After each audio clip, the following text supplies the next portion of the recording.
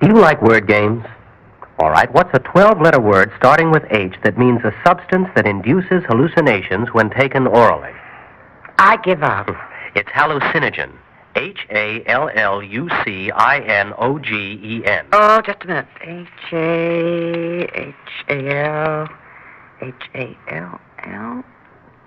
I don't find any such word in the dictionary. No, and you won't unless you have the very latest dictionary.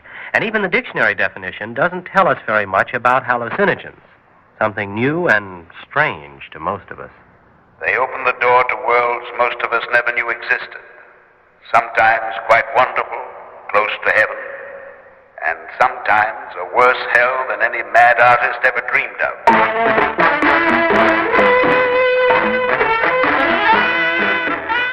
Theater 5 presents Dream of Death.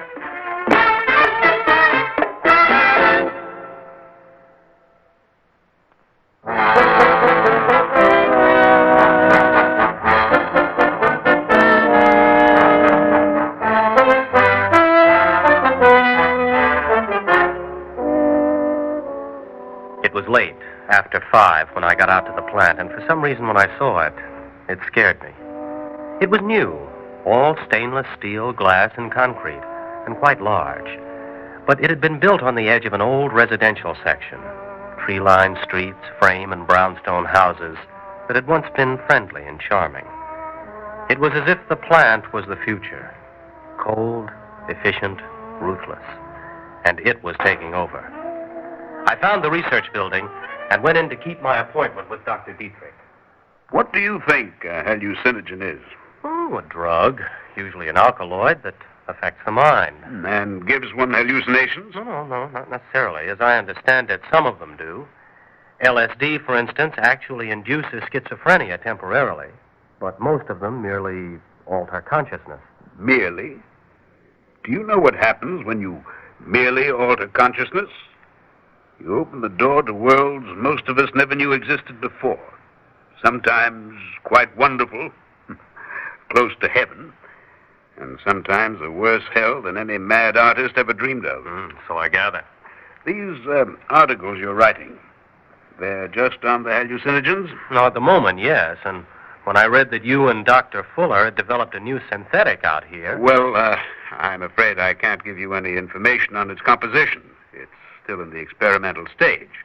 We've finished our animal tests, and we're well into our clinicals, but... Well, if you could possibly let me look at some of your reports, descriptions of your subjects' actions, what they said, thought, and felt. Well, I suppose I could do that. On the other hand, you're quite imaginative. React easily to outside stimuli, don't you?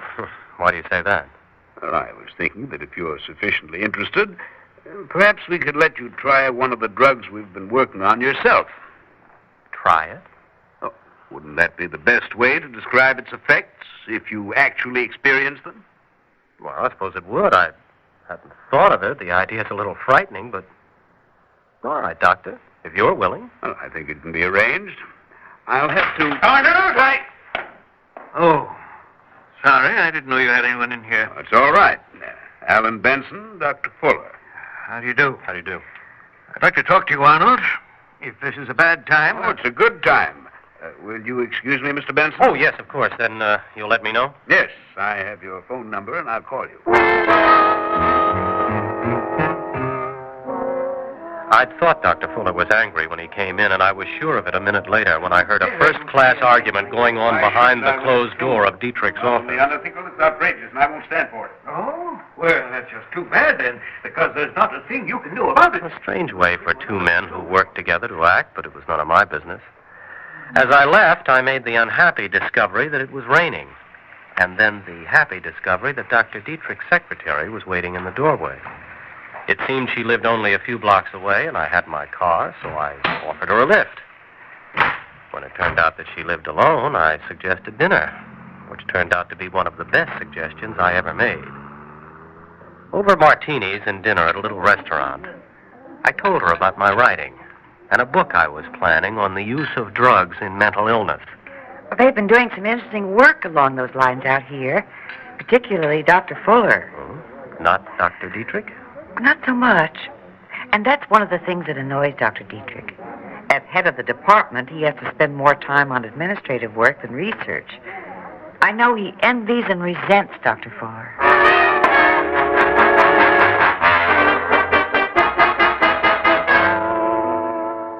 Maybe it was the coziness of the restaurant on a cold, rainy night, but we were soon on a first-name basis. Sarah and Alan, and telling each other all about ourselves. She was working at the laboratory while studying for her master's degree in psychology and was interested in my research. When we left, we knew we'd see each other again, and it turned out to be sooner than I'd hoped. Dr. Dietrich called me the next day and told me to come to the lab that evening. Why, Alan? Hi. You seem surprised to see me. Didn't Dietrich tell you I was coming? No, he didn't. Well, he called me, said that he and Fuller were free this evening and that this might be a good time for me to take the drug. Take it? Yeah. I didn't know you were actually going to take it. Oh, yeah, I am. Well, I don't imagine you'll still be here when I come up. Oh, no, I'll be leaving in a few minutes. Well, I really did enjoy last night. And if I come through this in one piece... Oh, what do you mean, if? Well, I'm just playing it safe.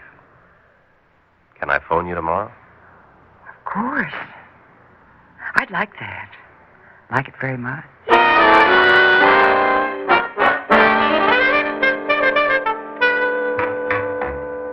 How do you feel now, Mr. Benson? Well, about the same, Dr. Fuller, only... Did you do anything to the lights? No, why? Well, everything's brighter. Much brighter. And things are changing. Those test tubes, for instance, they're not just moving now. They seem to be growing like, glass flowers. What's the time? 17 minutes. He's reacting very quickly. You're sure you gave him only 20 milligrams? Of course. We'd better strap him down now. Sit back, Mr. Benson. That's it. Yeah.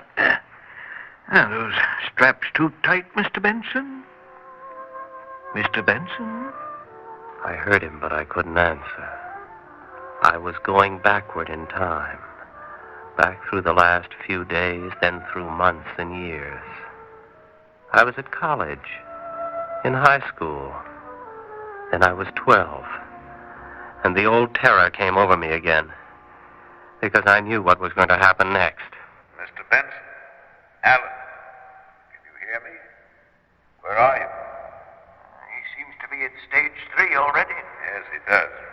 But he shouldn't have gotten there so fast. Unless... Arnold, you didn't give him number 37, did you? What if I did? But you fool, how could you? We haven't finished the control test yet. Besides, it's not yours, it's mine. Is it?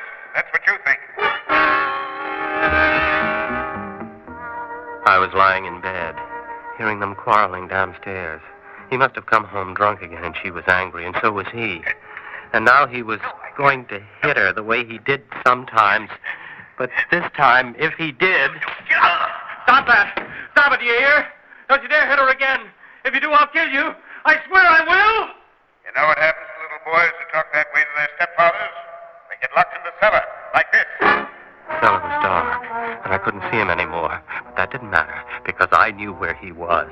And I also knew he had turned into a monster from a horror picture. Crouching down, I felt something, a piece of pipe on the floor. Then, as he came at me, I hit out! He was laughing at me. Kept swinging, hearing the jars of preserves on the shelves smashing. Then I tripped, started to fall down. When I came to, I was lying on the floor, and there was a length of pipe in my hand. I seemed to be in some kind of a laboratory that was turning around slowly. What was I doing in a laboratory? The last thing I remembered was a cellar. I got to my feet, feeling sick. Tried to make the room stop spinning. There were broken bottles and test tubes all over the place, and the smell of chemicals almost choked me. Then the hammering began. It was off somewhere, but it felt as if it were inside my head. It was too much. I blundered out through a door, across the reception room, and then I was outside. What? Alan, what are you doing out here? Oh. Are you all right? I don't know who you are. It's Sarah. Sarah Dunn. Sarah? Oh. Yes, I remember her. She was that pretty girl. Pretty and nice. That I had dinner with. But, Alan, why are you talking about it so strangely? Because it happened so long ago. But I always remembered her. I thought if I could just get out of that cellar. You don't know what you're saying, do you? Don't I? No. You're still under the influence of that drug. Drug? I remember something about that. There were 2 doctors. Yes, and they must be wondering where you've gone. Here, give me your arm. We'll go back in there. No, take me someplace where I can lie down until everything stops going around this way. Can you walk? Yeah. Yeah, I think so. Especially if you help me. I'll help you. Come on. I'll take you back to my place.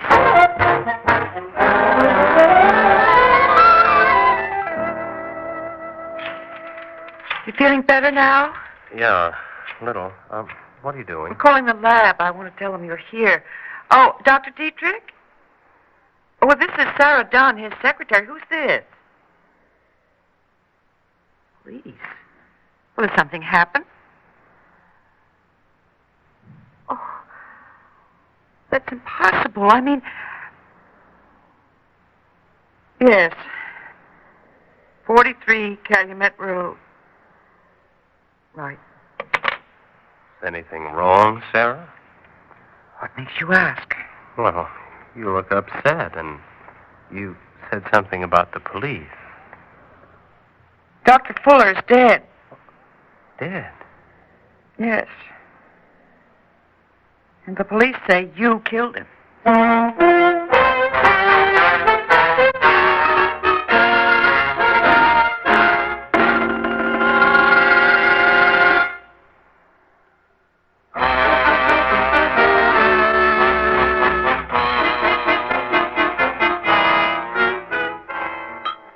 Here, Alan, drink this. Huh? What is it? Black coffee. Oh. Now, you don't recall actually hitting anyone? No, I seem to have gone back, way back to when I was a boy, locked in a cellar. I did slash at someone or something with that piece of pipe, but I don't remember hitting anything except... Well, I thought they were jars of preserves. Where did you get the piece of pipe? I found it on the cellar floor. Only you weren't in any cellar. You just thought you were. You were in the lab. And I don't know what a piece of pipe would be doing there on the floor or anywhere else. Was that what he was killed with? A piece of pipe? Oh, the policeman didn't say. But there's something else. Didn't they strap you down in a chair? Yeah. They usually do, because sometimes the subjects become violent. But then, how did you get loose? Oh, I don't know. May I use your phone? Why? I want to call the police. They must be looking for me, and if I did kill Dr. Fuller... Yes, and it's a big if. But if you did, I don't see how you can be blamed for it. After all, you were under the influence of the drugs. Sarah, that's got nothing to do with it. The police want me, and... Shh. Just a second. Up the street there.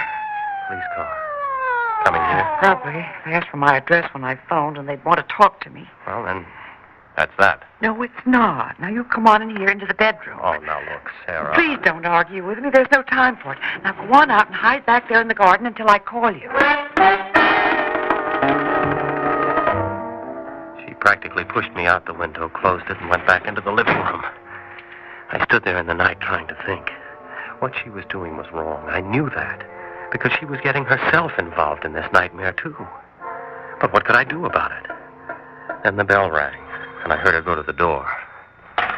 Miss Dunn? Yes? I'm Morelli, 34th Precinct. Was it you I spoke to when I called the lab a little while ago? Yes, it was. Well, please, come in.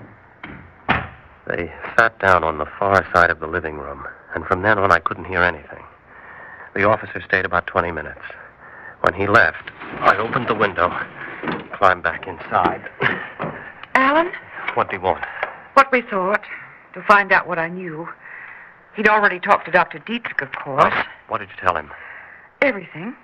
Up to the time I left the office tonight. Well, didn't he ask whether you'd seen me after that? Yes. I'm afraid I lied about that. I said no. Why? Well, isn't that obvious? Because I don't think you did it.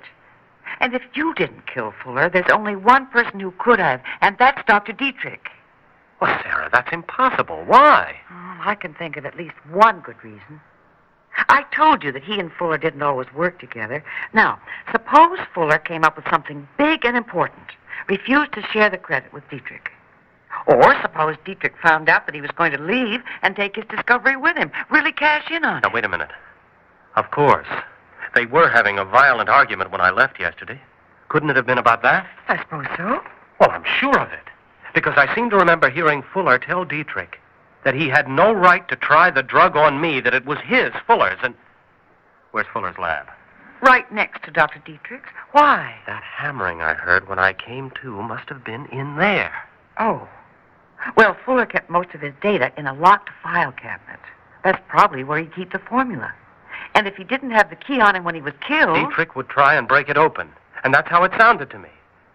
You know, I'd like to take a look at that file cabinet, see what's in it. Well, I've got a key to the lab. And the police aren't going to stay there all night. If we went over there at about 2 or 3 in the morning... Now, wait a minute, Now, Sarah. save your breath. I'm in on this, too, now. And I'm going over there with you. She woke me at about 2. We slipped out of the house, walked over to the plant. I had a flashlight in my car. I took that and a jack handle, and we went inside, into Fuller's laboratory.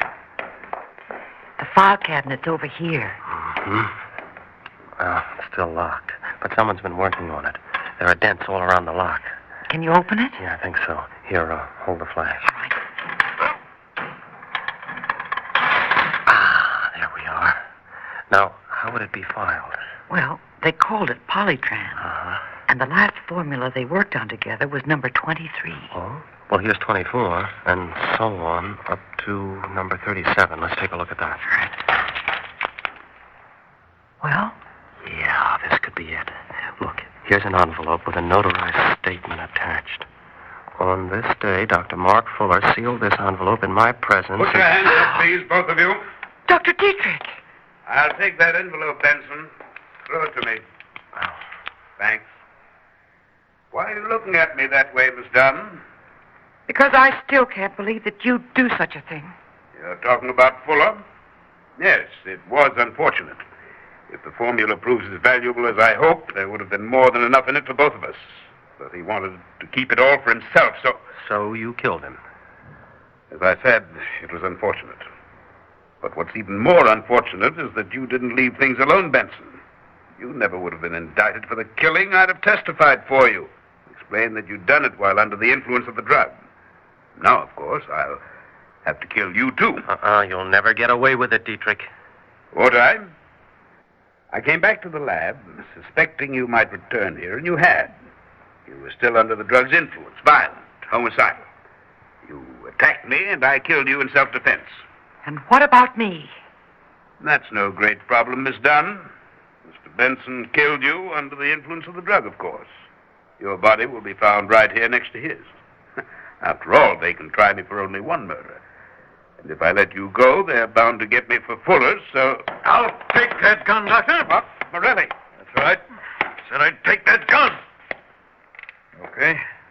Get over there against the wall. Officer, I don't think I've ever been so glad to see anyone in my life.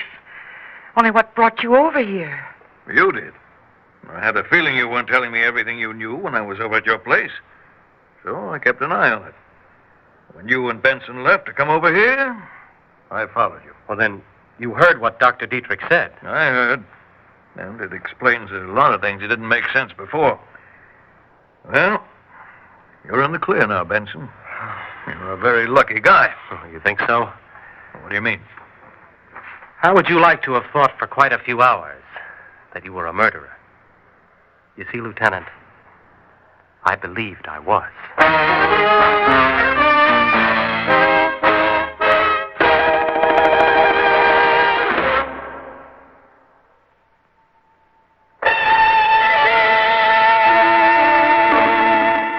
Theater 5 has presented Dream of Death, written by Robert Newman and directed by Warren Somerville. In the cast, William Redfield, Gertrude Warner, Guy Sorrell, and William Griffiths. Audio engineer Bill Sandreuter, sound technician Ed Blaney, script editor Jack C. Wilson. Original music by Alexander Vlastotsenko. Orchestra under the direction of Glenn Osser. Executive producer for Theater 5, Edward A. Byron. We invite your comments. Write to Theater 5, New York 23, New York. This is Fred Foy speaking. This has been an ABC Radio Network production.